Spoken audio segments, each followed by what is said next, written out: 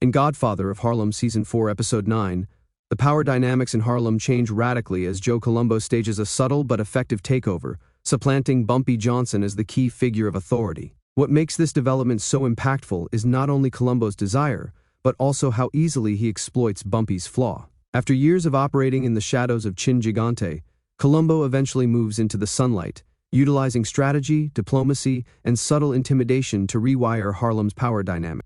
Bumpy is still hurting from the French Connection's collapse when the episode begins. His coffers are dwindling, his medication pipeline is depleted, and his political clout is gradually fading. All of the hard-earned relationships that formerly held him in power, both in the underground and among Harlem's elite, are crumbling. Colombo notices this time of vulnerability and sees Harlem as an opportunity. Colombo's approach is very different from Chin's.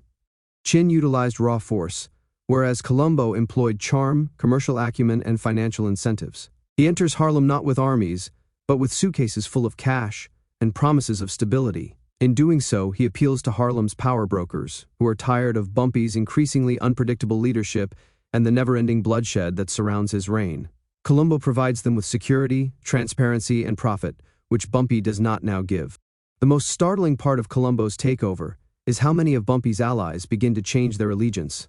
Characters like Nat and even Battle, men who formerly stuck by Bumpy through thick and thin, start to wonder if remaining loyal to Bumpy is still in their best interests. They are not turning traitor in the classic sense, rather, they are making survival options in a game whose rules have changed. And Colombo makes things easier for them by presenting himself as a balancer rather than a conqueror.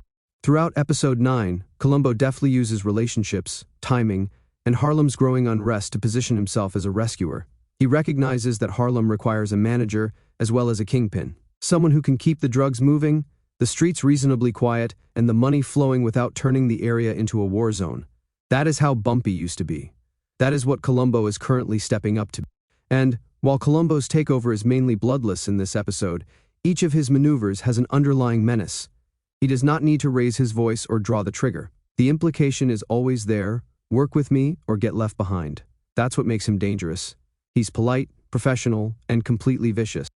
The episode's last moments provide a visual metaphor for Bumpy's downfall. We show Colombo in Harlem, shaking hands, being greeted, and smiling as if he were already mayor. And in the shadows, we see Bumpy watching everything unfold, alone, quiet, and plainly aware that could be the end of his time.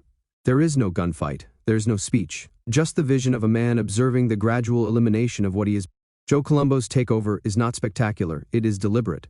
It's the kind of maneuver that only someone with vision, timing, and the appropriate connections could pull off. He didn't need to burn down Harlem to conquer it. He waited for Bumpy to come apart before offering Harlem a better option. With only one episode left in the season, the issue is whether Bumpy would accept defeat or rise again for a final stand. In any case, Colombo has transformed the game, and Harlem may never be the same again. Thank you for watching.